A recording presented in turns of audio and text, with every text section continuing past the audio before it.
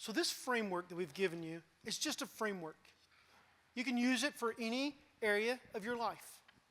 But we believe it's a great tool in order to set up a conversation for what's next, a conversation that you're going to have to work on your communication, that you're going to work on being willing to listen to the other person, to talk about what it means of what we want for our future. And so we're going to ask Pastor Jeremy and Heather, they're going to come up and they're going to grill us on some of the questions that y'all had submitted. Some good questions. Y'all were bold in your questions. I liked it. It was good. Come over here. You come over there. Yep. Yeah. Put it straight. Yep.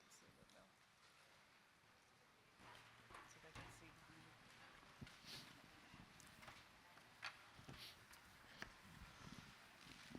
So this is actually the part of the night that you probably wanted to be here and to be a part, because you had some questions about marriage.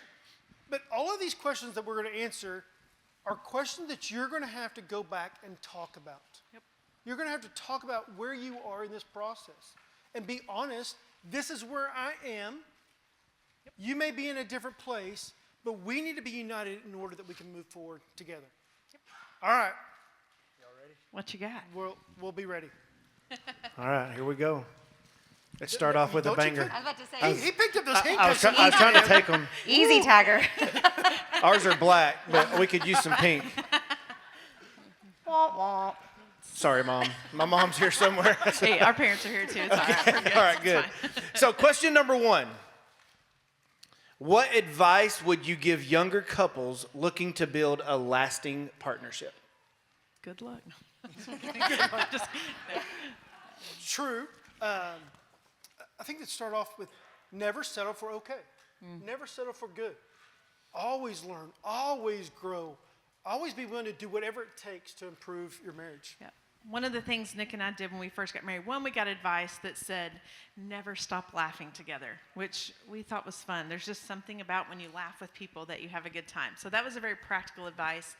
But the other advice that we got is be willing to have the hard conversations.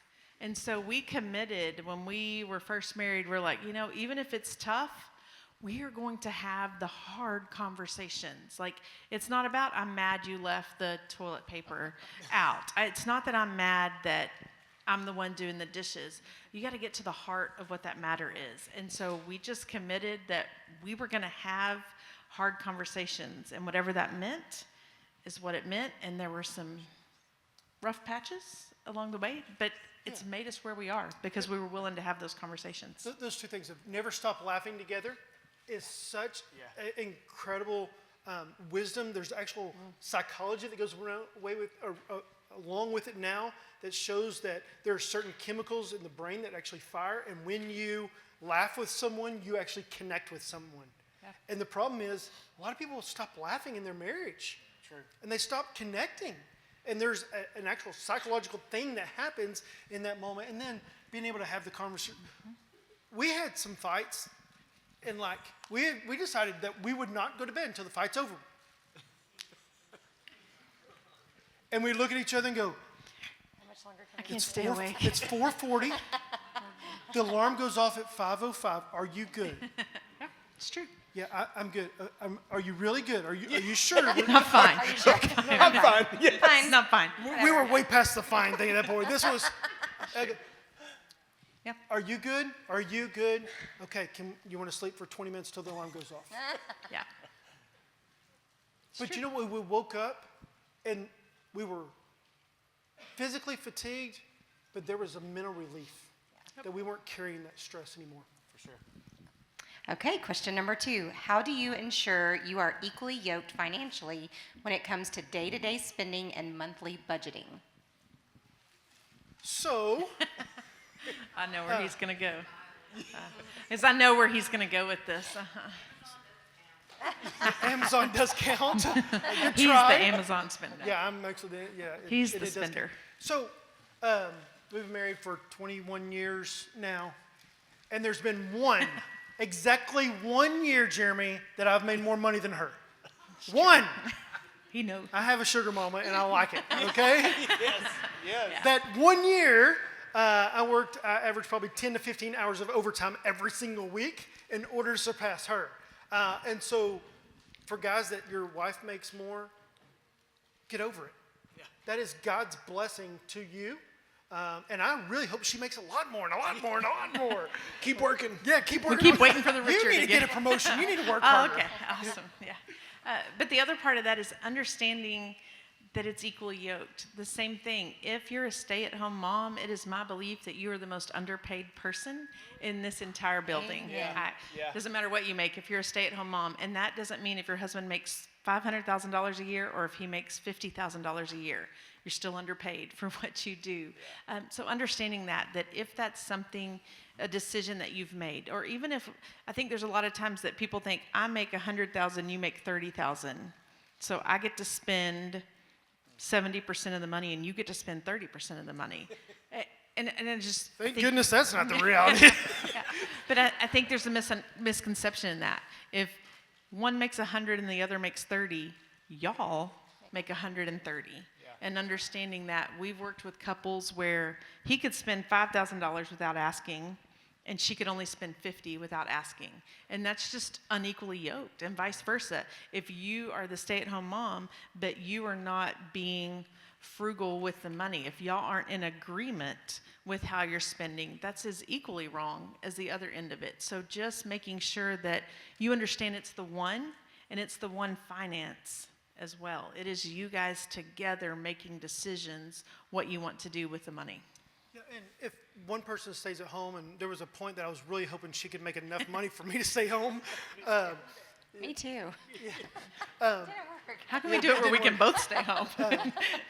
But y'all made that decision together that that person stays home. So you make the decision together of how your finances are going to work. And the understanding that you have one account, this is who we are, and this is where we're going together as a couple, and as a married couple, this is our future. And so understanding that it always takes sacrifice. Finances take sacrifice. When I do weddings, I always talk about wedding planning is marriage planning. Because you probably didn't have an unlimited budget for your wedding, and so you had to make sacrifices. And every month, you have to make sacrifices financially, and that's just the reality of it. And right now, we all know that finances are tough right now. Yeah. Gas and groceries, anybody else feeling the pain of that? Yep. Yeah.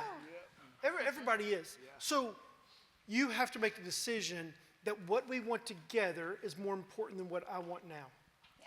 That's good. And that may mean an Amazon $7 purchase, or a Red Bull, or whatever it is, in order that I have a future goal that's more important than what I want now. But regardless, we're in it together. Good. That's good. All right, so Oh, she made a face. I was kind of nervous. it's my turn to talk. Oh, I saw the question. I saw the question. Go ahead, Jeremy. Okay. You're next. Yeah, this wasn't good. This one should not have fallen right here. What does submission mean for the wife? Whoa. That's perfect timing. That there. was, wasn't it? Know your role. No, I'm just kidding.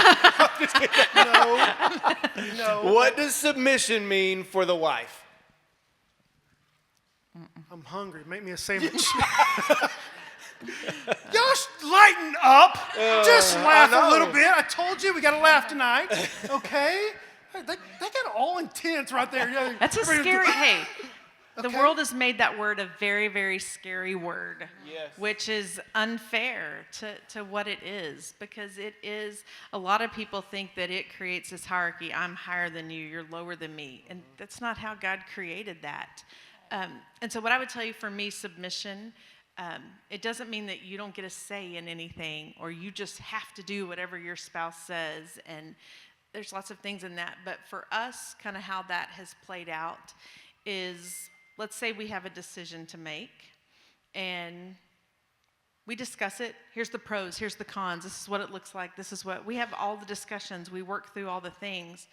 But at the end of the day, to me, what submission means is I pray, God, give Nick the wisdom to know how to make this decision. That's good.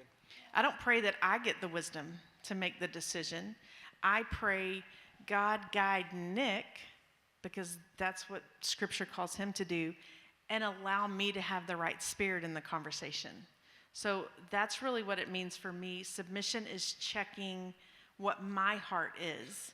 Am I wanting what's best for us, or am I wanting what's best for me? Because at the heart of submission is selfishness, is really what it is. And so to me, submission is checking your selfishness at the door and praying that God would give him the wisdom to make this decision, guide him in the decision, and let me be okay with it.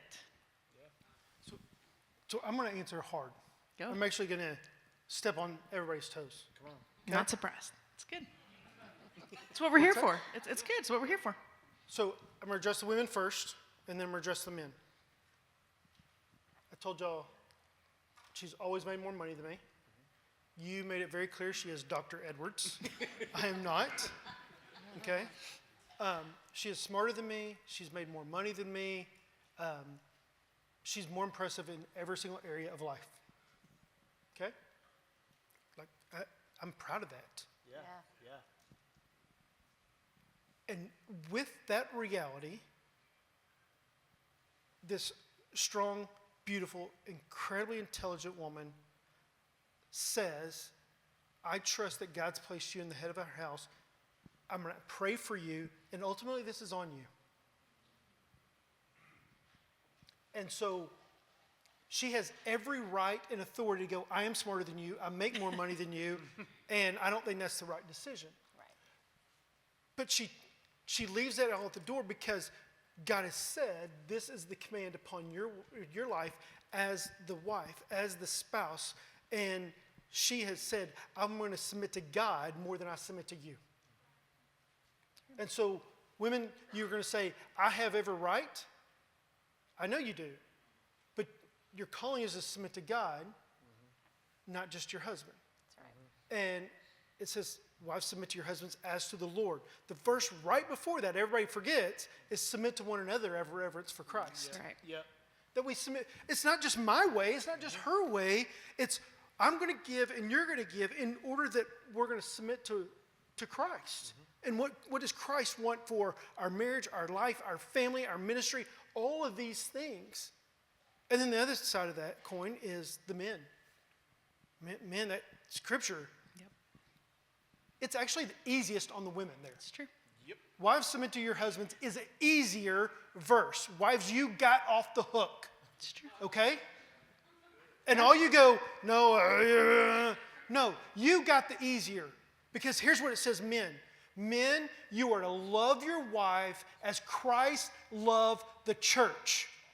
That is a high calling. That's right. That is not easy. That requires sacrifice. It requires giving up your place on the throne in order to be obedient to God the Father. To go be the sacrifice, to do everything that you would love her as Christ loved the church. And we understand his love for the church. We have Easter here in 2 weeks. Yeah. We understand Christ's love for the church, that he would do everything, that he'd sacrifice, to be the ultimate sacrifice for us. Husbands, that's what it means to love your wives as Christ loved the church. And so this question, I'm sure that I'm guessing, a wife said, what does this mean? But it is equally tough on both people in the relationship. Yes. And no one's off the hook. Right. Agreed. Anything else? No, at one point I had somebody ask me, well, what if they're wrong? What if you submit and they're wrong?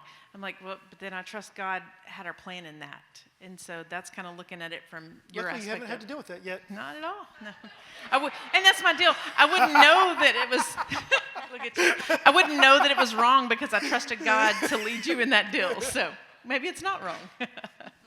Yeah. Did that answer your question that you submitted? I'm just kidding. I'll die for you. Easy. Thanks, honey. Thanks. Hey, we're available for counseling after. Hey, after church, can y'all stick around for a little bit, or after this? We got you. Okay. What's your advice on dealing with or addressing non-communicated expectations of each other? Ooh, I got the answer to this one. Wow. I do have the answer to this You one. do? I do have the answer So to this glad. one. Okay, so read it again so everybody can hear the Okay. question. What's your advice on dealing with or addressing non-communicated expectations of each other. Non-communicated expectations of each other. So I actually talk about this in premarital counseling, okay? Okay. So I'm sitting there on a couch, and this couple sitting on a chair, and this couple sitting on a couch. I do this for every premarital counseling, every single one. I look at him, and I look at her, and I look at him, and I look at her, and I look at him, and I look at her. And I said, I got something good for you. I look at him, and I look at her, and they're both going, what in the world? I said, are you ready? And I look at her, and I go, he's really dumb. And look at him, and go, don't worry, she's really dumb too. And they both look at me like, what the heck? What kind of advice is that? We are really dumb at reading minds. Yep. Yeah. Everyone in this room is really dumb at reading minds. You do not have that spiritual power to read the other person's mind. And so every time that you think, well, why didn't they know that? That's on you, fool. If you think the other person is going to meet your expectation that you never told them that you had as an expectation, you're the only one set up for failure. It's unfair to both of you. Yeah. That played out, I'm just going to go ahead and tell you, that played out in housework for us when we were first married. So let's go to the next question. No. And this is what we talk about, and this is like not right or wrong, but I grew up in a house where my mom and dad split chores equally. They both worked, and so they split chores equally, so that was what my expectation was. Nick grew up... My dad passed away in October of this last year. My dad was my best friend. Amazing. Great man. And on the day my dad died, the only way he knew the washing machine worked is if camo went in it. And he knew how to wash camo, but he didn't know how to wash anything else in the world. It didn't work. It's true. So he didn't do chores like that. Their family had just divided them differently. That's what worked for their family. Well, we get into this marriage, and I'm coming in with how I think it's supposed to work. He's coming in with how he thinks it's supposed to work. And I'm like, look, dude, what? Like, that vacuum works in your hand just like it works in my hand. I mean, I hate to tell you. And so that was just where one of the areas where that played out for us. And so we just had to have a sit-down conversation about it. And I think the key word in that is uncommunicated expectation. Well, you already know the answer to that. And it goes back to the having those hard conversations and coming at it. You're not wrong. I mean, I thought he was wrong at the time. You know, I've grown a lot in that. But not understanding that you're not wrong for not understanding that. But that the whole goal of it is you have to communicate what your expectations are. If I want him to do something, hey, I would like to go do this, or I would like to go do that. He's not going to read my mind if I don't tell him things that I want to do.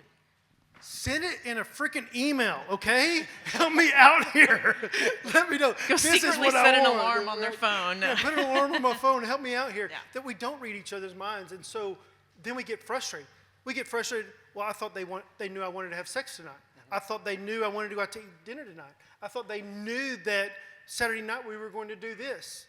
She may have sent 4 messages, and you just missed that, but... That's a different question. That's a whole different issue. That was a communicated expectation.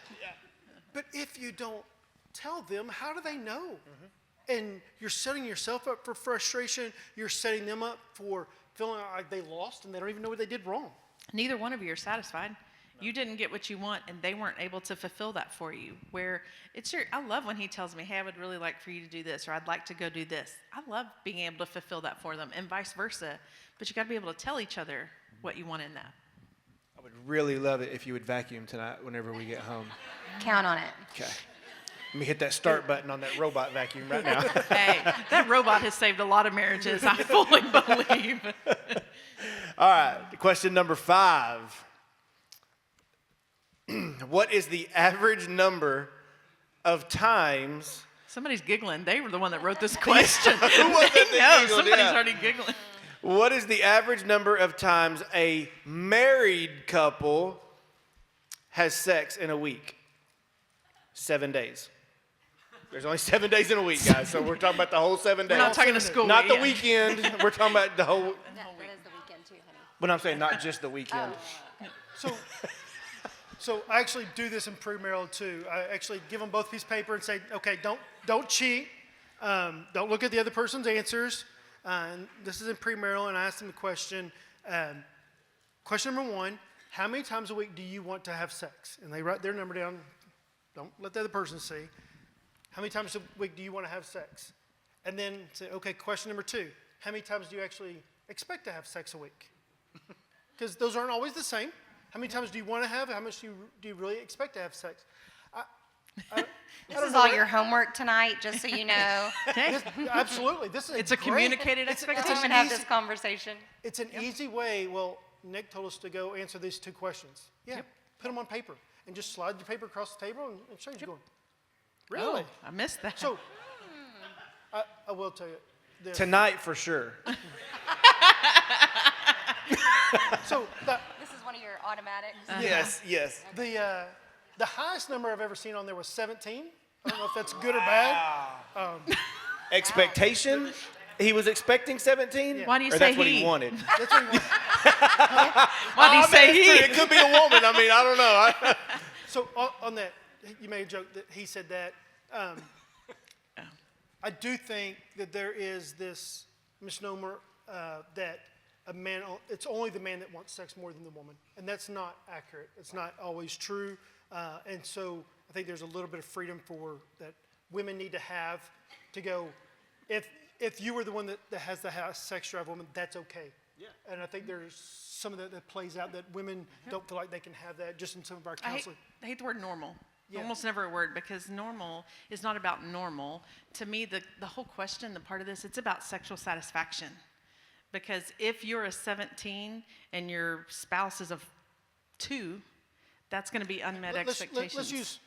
Let's use 4 and 1. 4 and 1. Or 5 and 1. Okay. You know what I'm saying? So you want 4 or 5 times a week. The other person wants 1 time a week. What does that mean? What are you going to do with that? Yeah. Where's the compromise? And that's what it is. It's exactly 5. It means that I don't get everything that I want. That's what submission is. That's what submitting to one another out of reverence for Christ is. It means that I don't get everything I want, but the other person doesn't get everything they want as well. So we have to move forward together. And so that may take some small steps of growth to get to that middle, but you have to be willing to give. And both people have to be able to be willing to give in this area. Yep. And so I think I'll just tell you, we've talked about this a lot. We've done a lot of marriage counseling through the years. And I believe that 1 Corinthians talks about do not deprive your spouse except for a certain time that you devote to prayer and fasting, and then come back together so that Satan doesn't come and attack you. Some of the attack on marriages is because you're not drinking from your own well often. And you need to drink from your own well often. If you don't know what that means, I can't explain that. Drink from your own well often. And there is psychological, there is physical, there is spiritual, there is emotional connections that happen when you and your spouse have sex together. And you need to be united. So I just had an ADD moment. You did? Yeah. You I lost could it. I feel like I'm going to get a text later that says, I didn't want to explain that drink to from him. the well. So you need to drink But from the well. I think it is the deal. And if we're just going to be totally candid just in this room, that just to put it very bluntly, depriving your spouse of sex is sexual sin. If we're just going to be clear with it. And there are times and there are so many things that go into that, and that is such a compacted thing. There are physical things and there are trauma things, and there are so many things that I know that talking about sex and having that and having an emotional connection in that is a trigger point for a lot of couples, and it may be one of the areas where you need professional help, and that is okay. It is completely okay. Because that's where you are. That's right. And it's not to say there's not ever a time. There are times when one of us will say, one of us would like to engage one of us, and we're like, look, I'm just going to be totally candid. I will be a willing participant, but I'm just Take not one there for the team. mentally, okay? I mean, that's exactly right. I will be a willing participant, but I'm just not there mentally. And so there are Sometimes times. it's just, hey, can I rain check tonight? We do. Are you good if we rain check? Sometimes it's a no, and that's okay too. Sometimes it's a yes, but it's being able to have those conversations, because at the end of the day, what the goal is that both spouses are sexually satisfied. That is what glorifies and honors God, for both parties to be sexually satisfied. Yeah, I want to talk about this topic. I think we got A little bit. You can stay on this as long as you need to, Nick. We still haven't got the number yet, so I'm still waiting for the number. So. Just write a number, Heather. Write a number. We're going to get there, okay? We're actually going to tell you a number. Okay. We are actually going to yeah. tell you a number. That's true. Okay, so hold on to that. But I want to be clear. I don't care if you're 25 or 65, Yep. and if your spouse tells you, hey, I really want us to have sex tonight, and you deny them, and you deny them, and you deny them, you are opening the door for Satan to come and destroy your marriage. 100%. You are opening the door for temptation, for struggles, for insecurity, for fear, for all these things to enter in, and for the temptation for someone else to slide right in. Because don't think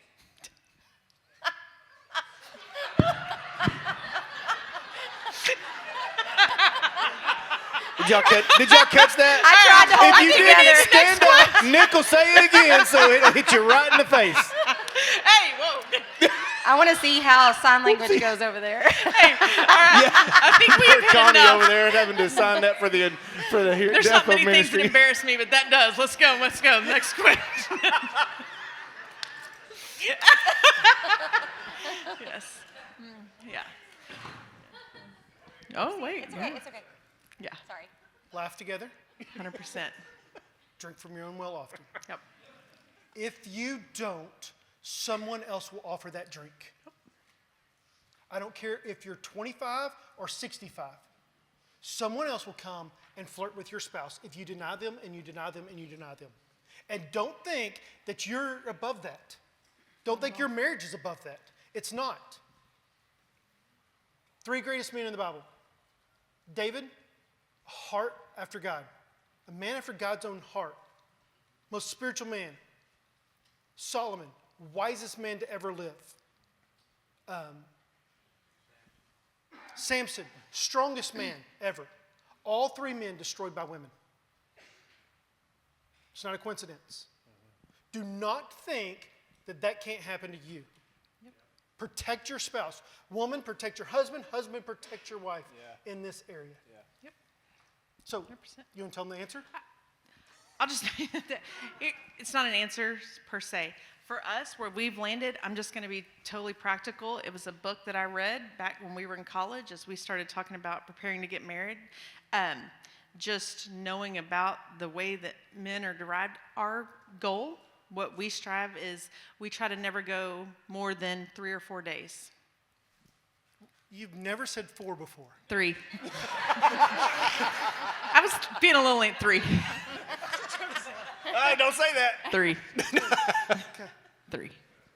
That's That really- just kind of where we land on it. I think I'm giving you a hard time on that, but I really think you're trying to give a little grace and a little. Yes, absolutely. But And it's the same deal. There is no normal, and that may not be your answer, and that is okay if it's sexual satisfaction for the both of you.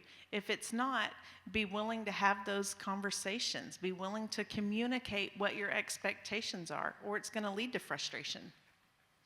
as part of your homework, have that conversation. Are you sexually satisfied? What does that mean? And if your spouse asks you that question, you have to be honest. If you want to get better. You know what? Kinda. Not really. Yeah, I am. No, not at all. Because you can't get better if you're not honest about where you are today. Honey, am I sexually satisfying? Whoa. Easy, Tiger. Easy Tiger. 100% easy Tiger. Oh my goodness. He said when you get This question better be quick. Go ahead. Go ahead. I think Jeremy wrote all these questions. Heather picked who asked these questions. I registered like 4 people, so I wrote these questions, so it may be under somebody else's name. My wife picked which ones she did and which ones I did. So, when does the nagging stop, Nick? When you stop? No. When you bring me that sandwich. When does the nagging stop? Yeah. When does the nagging stop? No, I don't know. I don't ever nag. I never know. Why are y'all assuming that it's the woman that nags? What if a woman wrote this question, right? No, I'm just kidding. We can, We know. not with full certainty, but with each one of these questions, you can guess who it came from, right? Who was willing to write it down is one of their questions, absolutely. So here's Go ahead. My question to you would be like, how's that working out for you? How's that working out for either one of you? Because I'd struggle when we talked about like the housework, right? When we first learned, I would just, why do you vacuum? You should be vacuuming. You should be doing that. Like, it was nagging, 100% nagging. And you know what happened? I was miserable, he was miserable, and the house wasn't getting vacuumed. Okay? Let's just be, because he didn't do it, I'm not doing it, right? So nobody's happy, and it's still not getting done. So that would be my question to you is, how's nagging working out for you? And so Is it getting the result that you want? It doesn't. It's not getting the result. You're just more frustrated with each other. So for me, it was something that I had to check myself in, and I struggled with nagging. Like, it just was. It was my kind of go-to, and I had the realization it's still not getting done, and I'm just frustrated, and now I'm making him frustrated at me. And so I had to reframe how I was asking questions and what I was doing. Do you want to give the example, or no? Yeah, let's talk about it. You start it, and then I'll talk about my part. So I just kind of framed nagging him about it is not going to do. So I did 3 things. Very first thing that I started to do is I prayed for God to change my heart in it. If this is something that I'm frustrated about, should I really be frustrated about it is my first check. So I had to check my own spirit, and I had to pray about it. Is this really something I should be worried about? Sometimes no, sometimes yes. And then my next question was, if it is, give me the right time to say it to Nick. Because we can bring it up, and I like when he has had the most stressful day, and it's crazy at work, and he comes home, and I want to have a conversation about the vacuum, he's not in that mindset, right? So give me the time to say it, and then also give me the words to say. And that goes for both parties. If it's something that you feel needs to be addressed, check your own spirit. If it is something that needs to be addressed, when should I address it? Give me that opportunity. And it's happened every single time. If it's something that I've prayed about, God will just open that door and be like, oh, look, you just lobbed me a softball right here to say. And then pray, give me the words to say when you're in it so that he can hear it and receive it. So, I thought you were going to tell what happened. oh, you mean tell? Oh, okay. Well, it goes back to housework. Y'all can tell that's clearly where we, trash. So like trashes are every Wednesday night, and it is my expectation. It's actually Tuesday night. Oh, look, yeah. Oh, see, look, okay, so it's my expectation that Nick takes out the trash on Tuesday nights. It's just kind of what we do. And I was nagging about it, right? Because it wouldn't get taken out, he'd forget, or it was something, and I just, oh, it's Tuesday, you taking out the trash, you taking out the trash. Hey, don't forget, it's Tuesday. Hey, oh, look, on the calendar, it's Tuesday, right? And it wasn't working, because all I was doing was getting mad. Every time I brought it up, he would get, are you looking? Oh, you gonna show him? Yeah. So I began to nag. He did. Every Tuesday. But- Every Tuesday, 7:30, alarm goes off. But what encouraged you to do that? You wanted to. Well, I thought you were going to talk about the first part. So, you actually said, hey, it's really hard for us to have sex on Tuesday night when you don't take out the trash. Notice, there's a reminder on the phone. Right. That's the answer, ladies. We can end it right here. Now, let me be very, very, very clear. It was not if you don't take out the trash, I'm not having sex. No. It was not It was not a malicious, threat. it was not a threat, it was not any of those things. It was Yeah. a really, I struggle with this. Yeah. I struggle that I think you're going to take care of this. You don't take care of it. It frustrates me. It's hard for me to be in the mood on Tuesday nights. Yep. So I literally set up an alarm. Okay? Took out this is an easy fix. This isn't a hard thing. I'm just not smart enough to remember. I'm not doing it to defy her. Absolutely. And I think that's part of the problem. We think you are not taking out the trash because you're just trying to piss me off. Yeah. Yeah. And that's not reality. I wasn't trying to hurt her. I wasn't trying to be mean. I'm just not smart enough to remember. We just had this conversation at our house. Literally, he said the same thing. It's so true. It's not part. We did? Not about the trash, but about that's not my goal. My goal is to not hurt you. upset you like Yeah. that. I don't wake up saying, okay, I'm going to make Heather mad today. I'm going to do this to upset her, you know. So I took out the trash the following week with my alarm without her saying anything. And later that night, she goes, hey, I really appreciate you taking out the trash. You know what I did next week? I took out the trash. And you know what? I walked in, and she goes, thank you. I really appreciate that. Not sarcastic, not manipulative or anything like that. Just, hey, I really do appreciate it. I'm noticing, and I really appreciate it. That was the encouragement to go, I want to keep doing this. I wasn't doing it maliciously to do something against you, but now you're actually telling me this does something for you. Right? That's good. And so the second Tuesday, we had sex that night. So. And I think that's something, and this is something we talk about often, is like, I'm not trying to make her mad. She's not trying to make me mad. But we have a common enemy, and that enemy is Satan. And that's what's coming in between our marriage. And quit putting my anger and my attention on what she didn't do and realize Satan's trying to drive a wedge in between our marriage, because if he can divide the home, 100%. he's got you. So I actually told you last Friday that we changed the whole thing we were talking about. The intro that the whole talk we were going to do tonight was, this is not me versus you. This is us versus an enemy. Right. Yep. Yeah. And just changing a mindset there. 100%. Can I meant to talk about it earlier. This is your show. On just the sex conversation, my ADD brain finally caught up with what I was going to say. We get asked this question a lot, what is allowed? Okay, and no one wants to say that question out loud right now. But what is allowed? And the answer is really, really simple. In your marriage bed, anything is allowed that you both agree to. Yeah. And you go, what does that mean? I'm not explaining that to you. Okay? Anything that you're good with That you're is both good. in agreement. Enjoy, explore, do whatever you can. Have fun, enjoy it. We actually have created a list of resources that are good, healthy resources for couples. And so if you would like some of those resources and just going, hey, we need some help in this area, can you give us some resources? We will send that to you. If you email us, we're not putting it out tonight. It's not for everybody. Not everybody's in a place to receive that. But what's allowed in your marriage bed? Anything is allowed in your marriage bed except anyone else and porn. Those things are off limits. But anything else, whatever that means, I don't even know what that means. Okay, I ain't even trying to define what that means, okay? But that is God's. There you go. Heather. Yeah. It is God's gift to you. That's right. And so we talked about this years ago. We did a marriage night, and I had a revelation. Like, I feel like God gave me a word on this. And some of the people may have been in here. Sex is like eating, okay? He was there Greg that night. knows where we're going. It's true. There was,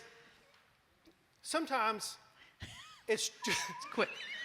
like, I really did feel like this was a word of God, that God gave me a I'm revelation. glad you're doing this. So sometimes we do date night every Wednesday night. Sometimes it's just 2 greasy tacos from Jack in the Box. Nothing wrong with tacos.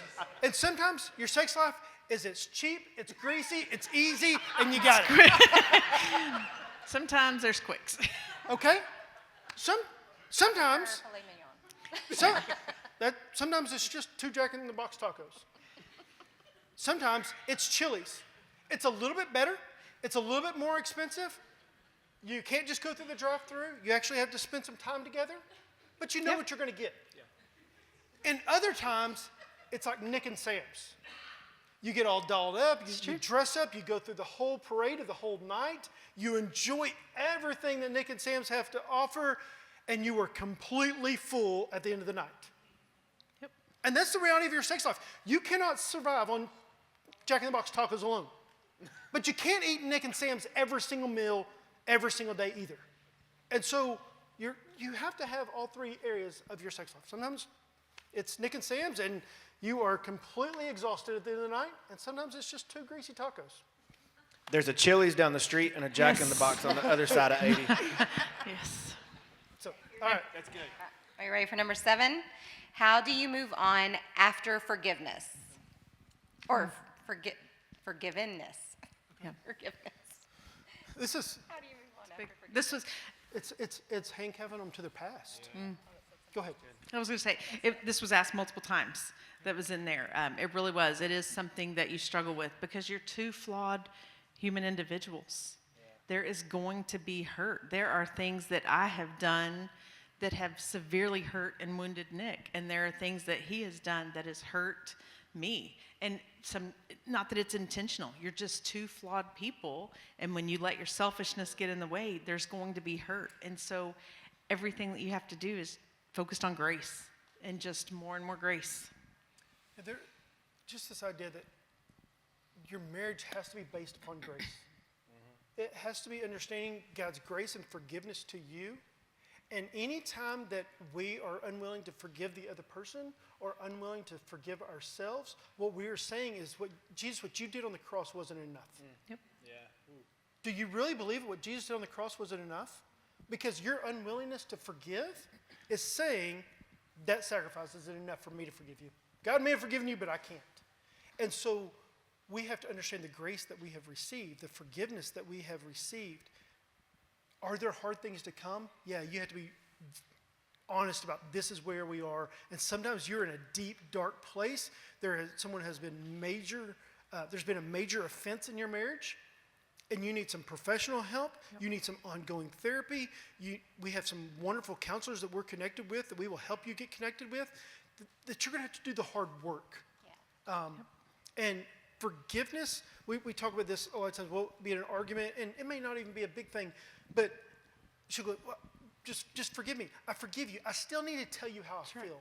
I still need to tell you why this hurt me. I know, but do you forgive me? Yes, I have forgiven you, and I'm still hurting. Still hurts. Yeah. So I need to be able to process through that. So doing what it takes, doing whatever it costs. If it costs you financially to go see a counselor, do it. The price of a counselor is a lot cheaper than a divorce. Yeah. That's actually pretty hard to say right there. And being in a healthy marriage, it's just forgiveness, and it's going back to it. And like I said, understanding that you're both flawed people, and realizing a lot of times we get asked this, there is no innocent party. Regardless of how hard the offense is, you are not to blame.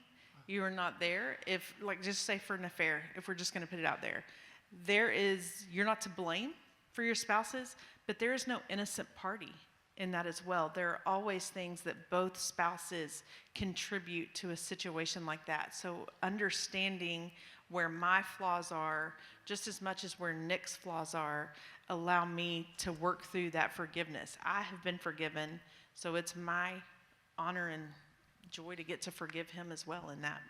And it's an ongoing process. It's over and over. Forgiveness is never a one time you're forgiven and you go. There is hurt that has to be worked through, and that's true, and it's a process. It is not a, hey, we're done, it's happy. That happens occasionally, like if I said I'm fine and you didn't listen, okay? That's this.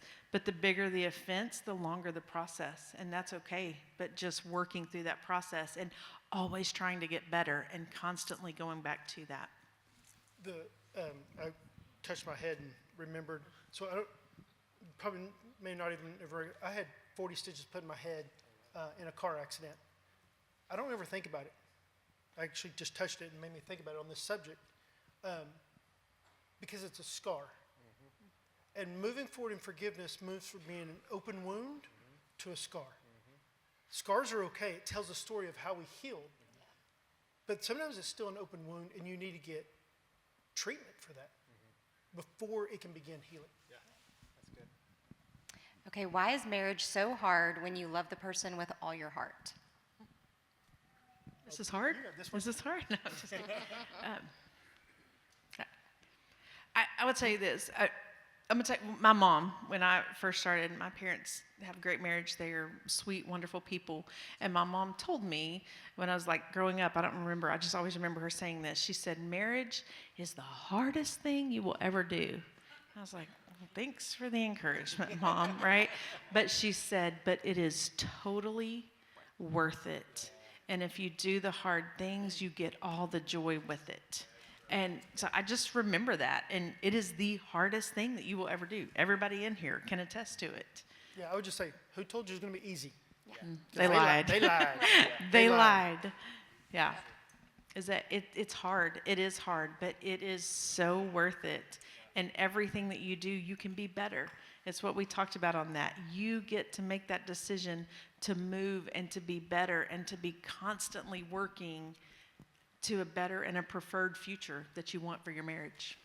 Yep. All right, and last is, what's next? Well, we really just feel like this is God's calling upon our life to be able to lead this ministry and to impact the lives of men and families and generations. And really, how do we strengthen marriage? How do we shape generations to come? And so the immediate next thing is we have Authentic Manhood starting next Monday night right here at 6:30. And this 6-week series is called A Man and His Fatherhood. And just understanding that every man in here could be a better dad, and understanding the spiritual calling that you have. What does it mean to be a spiritual father? And so maybe you don't even have kids, but you need to be a spiritual father to someone else. And so that's the next thing. And so that's next Monday night. You can actually register at Impact320.org. That's up there under Authentic Manhood, and there's a link for you to register. The other thing that's coming up, what's next, is we're doing a 4-week marriage mastermind class it's going to be on, I think we may even have a slide for that up there, maybe, on just understanding the truths and reality of marriage. And so it's going to be at 2 o'clock on Sunday afternoons. It'll be online, so if you live in the area, if people live away, you can register. And so we're just going to look at 4 truths of marriage that really do make a difference. And so we're really excited about it, just continuing to invest in marriages and just knowing that it's going to be a great, we believe it's going to be a great asset and a great value to marriages moving forward. And you can register for that as well on Impact320.org. Okay. That's so good. Anything else you guys want to say, or? Go. Oh. I don't Thank you guys. We appreciate y'all. Can y'all just give it up for Pastor Jeremy and Pastor Heather tonight? Really do appreciate y'all's partnership in this. Thank you very much. It's an honor and privilege. Lesley, you good? I'm good. Okay. Yeah, I just want to say thank you guys for being here. It's encouraging to me to see how many people are committed to getting better in their marriages. And I think kind of our tagline that we've said on there is strengthening marriages and shaping generations. Because what you're doing now to better your marriage is going to improve generations to come. I love it, and I think I'm excited about what you guys are doing because it means for the next generation that there's a whole room of people in here that are like, I want to be better so that my kids are better, so that their kids are better, that we get to shape the generations that come because we're committed to this. So thank y'all for being in it with us. That's our preferred future. That's the future we want, to be able to invest in marriages, to be able to invest in men, to be able to invest in generations. And by doing that, we had to take one small step. Yep. And so we taught a small group, and then we were doing this and taking the next step of, God, what do you have next for us? This was a big step for us to host something like this, but it's one more step towards the future that we really believe God's called us to.